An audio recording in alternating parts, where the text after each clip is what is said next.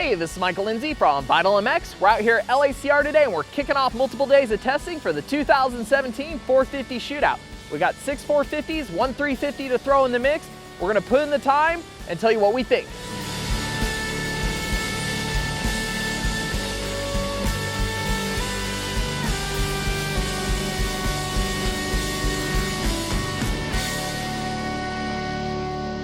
For you guys that want to see all the nitpicking, all the fine details, we have the article, which is huge and in-depth, and you can click the links below to see it or scroll down. And in there, you're gonna find all the weights, dyno charts, all 7 riders' individual results, and you'll see how we came to the conclusions we did. So let's go ahead and jump right into it. In last place, 7th, is the Suzuki Rmz 450. So as everybody says every year, this is definitely the veteran bike of the class. It's about 10 years on the same basic design, although there's been quite a few updates in there. Everybody definitely thinks it's a little bit long in the tooth. The engine is still fairly good all the way around, but it's not impressive really anywhere. And then most people struggle with the suspension on this bike. The shock setup was okay, but mostly everybody was trying to go stiffer with the forks, try to get more rebound out of them. They just kind of felt dead and soft. It was definitely the bike that everybody spent the most time playing with when it came to the suspension category. But at the same time, the one thing everybody still says great about this is the chassis. The bike hasn't gone through any unusual geometry changes over the years, so it still feels like a dirt bike, as dumb as that sounds. It feels like 450s from the late 2000s that we're all used to riding, so there's nothing really that takes time to adjust to. It still turns amazing. The balance is actually pretty good, even on the stability factor. But when it just comes right down to it, it definitely was the bike that everybody felt like they spent the most time trying to set up and they couldn't gain the most comfort with. So that's how it ended up here at the bottom of the list. So in 6th place, is new this year, is the KTM 350 SXF. Now 6 might seem a little harsh for the 350 because the opinions seem all good. Everybody agreed that this bike is amazingly fun to ride. Downright, everybody said if they were picking a bike off pure grins on their face, this would finish on the podium, if not win. Now, why did it end up finishing 6th then? Simple. It is a 450 shootout, and when most guys take the thought of racing it into mind, it definitely changes the opinion. Some guys think they're competitive on it, others definitely feel like they're giving things up, especially on fast tracks. Now everybody agrees in the real tight sections where you can ride the crap out of this bike compared to a 450, it's so much fun. It's only a couple pounds lighter than 450s, but with the inertia difference, it feels so much lighter to ride. It really does feel more like a 250, but with just so much more power everywhere. With that, the only suspension changes, everybody went a little bit stiffer just because they could ride this bike so aggressively. But when it comes right down to it, big tracks, wide open space, nothing beats the pure power of a 450. Moving into 5th place is the Kawasaki Kx 450F.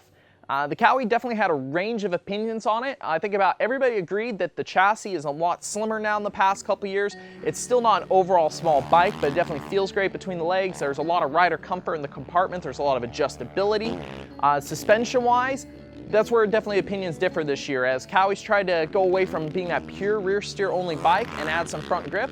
Some riders enjoy the extra front end feedback, while some feel like now they're starting to struggle with the balance of the bike, like it's lost its identity a little bit.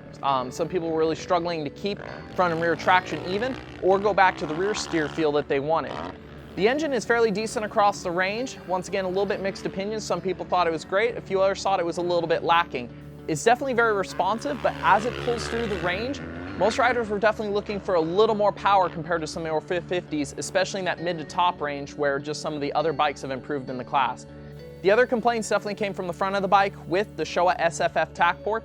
While it was better out of the box and the same components there on the Suzuki, it still wasn't the easiest to set up. Some riders were able to get the feeling they wanted out of this one, while others definitely felt throughout the day they still need a little bit more to get the comfort they needed to rank this up a bit higher.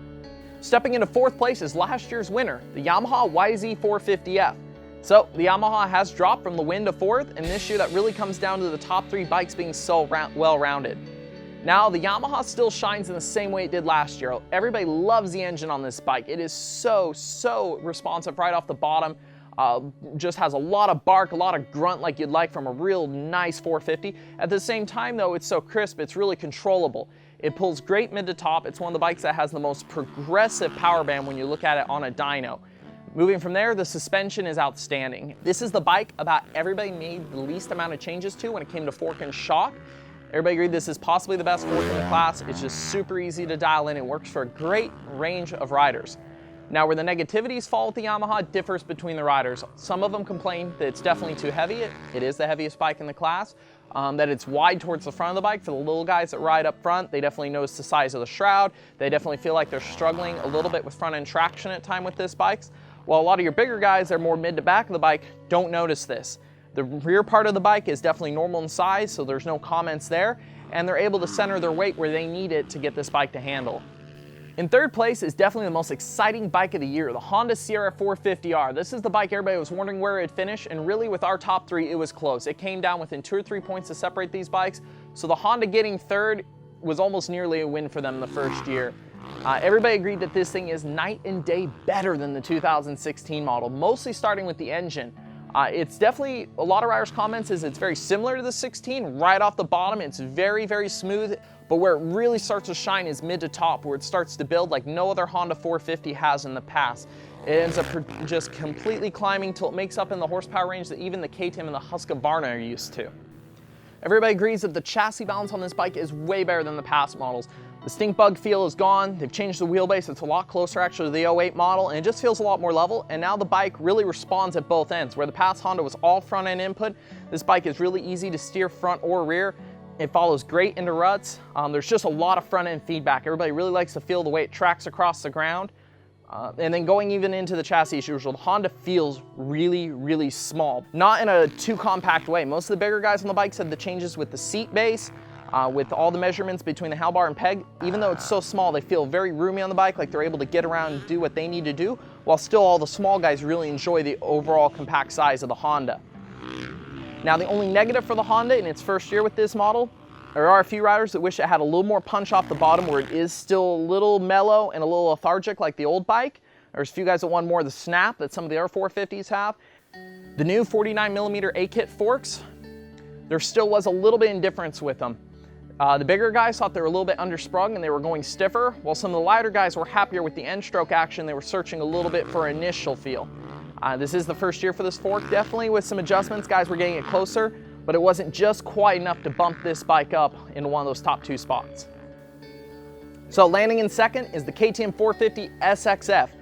The KTM has been really competitive the last 2 years, especially last year, but the biggest complaint has always been the 4CS fork. WP stepped up. They now have an AER 48 air fork, which, of course, it's an air fork. People are going to question it, but everybody in our group agrees this is absolutely fantastic fork and is a huge step in the right direction compared to 4CS.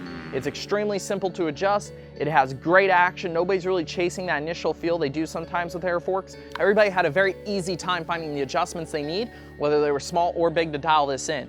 Now, where KTM, of course, shines is this is the lightest 450 in the class. The frame is very narrow. Everything about this bike feels very compact, very lightweight. Everybody, of course, loves the Brembo brakes, the hydraulic clutch, all that. Now, where the indifference came with the decision on where to place this bike, some people did pick it for the win, and some did bump it back a little bit. The only reason being is it's a very aggressive feeling bike. It's very snappy, very responsive off the bottom. The power is amazing all the way through and just screams at the top.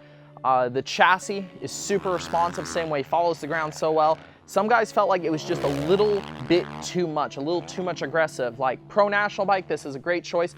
Some of the calmer riders in the class wanted just a little bit more comfort. That just overall the bike just missed by an inch. So finally finishing first is the bike that ended up becoming the most well-rounded in the group, the Husqvarna Fc 450. As most will argue, it's just a white KTM, but the small differences throughout this bike took it to an easier to ride overall package. It does share all the same upgrades as the KTM suspension-wise, so once again, this WP AER 48 fork was a huge step in the right direction. Now, where it really differed is the flex characteristics. You have a different swing arm this year, which is new for the Husky. You have the different airbox and subframe composite materials, all the different bodywork, seat base. All in all, when you put this bike together, it's a little bit mellower off the bottom. It definitely has a ton of torque. It actually screams up to making the most horsepower in the class.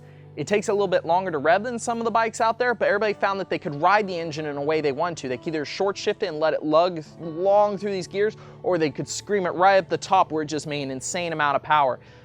Chassis-wise, it's just a little bit more comfortable than the KTM. It flexes a little bit more. It's not quite as responsive as time. Most of the riders that picked this over the KTM enjoyed the comfort factor that the Husqvarna offers. When it comes down to the final standings though, the top 3 bikes this year were so close because every person agreed that these bikes are the most well-rounded, the new Honda, KTM, and Husqvarna. And when it comes right down to it, if you want to see how close this is, make sure you jump in, check out the articles, see the rankings. You're going to find out how much of hair splitting we had to do to pick the winner this year. And as always, make sure you check back VitalMX.com for more shootouts in the future.